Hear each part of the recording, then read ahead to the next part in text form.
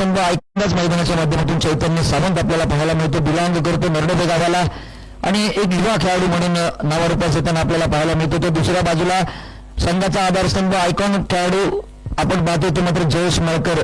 या वर्षीच्या हंगामात गोलंदाजी मार्गावरती आपण पाहतोय. जयेश बद्दल आपण बोलत होतो.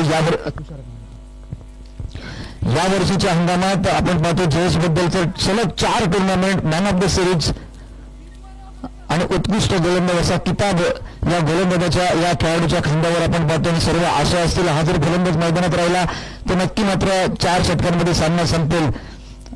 स्पर्धाने गाजवल्यात तो जयेश मळकर आपल्या घरेलू मैदानावरती खेळताना मॅन फ्रॉम कुपवडे.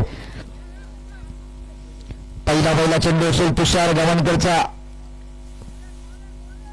संघांना विनंती असेल सहकारी असू द्या. पहिला चेंडू असेल जयेश मळकरसाठी. तुषार गावणकर भाग घेतो चेंडू टाकण्यासाठी. फुलटॉसचा चेंडू मोठा फटका आणला जातोय. चेंडू पाठवला जातोय. युवा सर्व चेंडू शिवाय